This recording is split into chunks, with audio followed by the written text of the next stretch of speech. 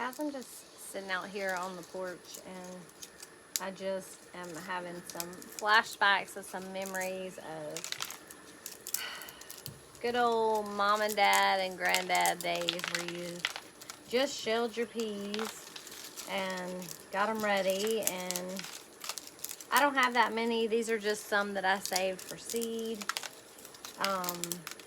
But I truly miss, having someone to do this with. The olden, hangouts on the porch and just talking and chatting with Granny. And I don't know, it's lonely. So if you have your mom and dad and you have your grandparents, enjoy them so much, because most of my family is deceased and I still have my father, but my mom's been gone for 20 years and my grandparents, both sets of grandparents, have been gone since I was young teen. Except for my grandmother. She did live till she died a few years after my mom. And I just miss all that. I just sit here and reminisce about going to Granny and Granddaddy's house and all the family showing up on a Sunday and everybody working together. And it's just such a lost thing. Like when I go into a room with people now, everyone's just on their phone and no one wants to sit out on the porch and shell peas because it's too hot and there's no AC. And I just came out here even though feels like it's 1,000 degrees and the humidity's like 150, and Central Alabama is known for humidity. It was worth it to come out here just to reminisce and the memories of it all, and just have a few minutes to just sit here and think about how good we actually have it, and to not complain about how easygoing our lives are, because I on purpose make my life complicated.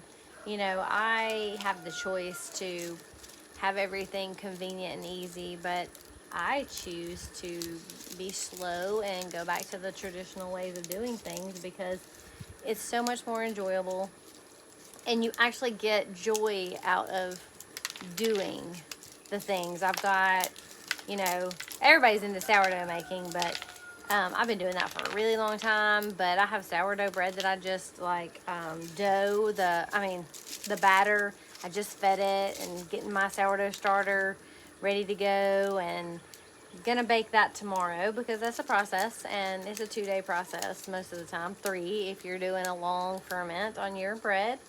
But I have that going. I have some kombucha I need to mix up. I have some wine I need to strain off and get moved to bottles and bottle it up. And yeah, getting ready for the harvest of I think September.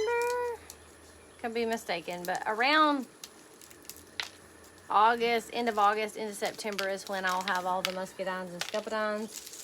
And I'll be making a whole nother batch of wine up this year. And I usually make it and let it sit for a year before I even move it. So then I'll bottle it up after it's set for a year. And those little easy breezy things. And I don't use anything in mine. I make my own wild yeast with a ferment starter from blueberries, and that little beeping in the background is half pint because she's hungry, or she thinks she's starving. She can wait a few more minutes to eat her bottle, but yeah.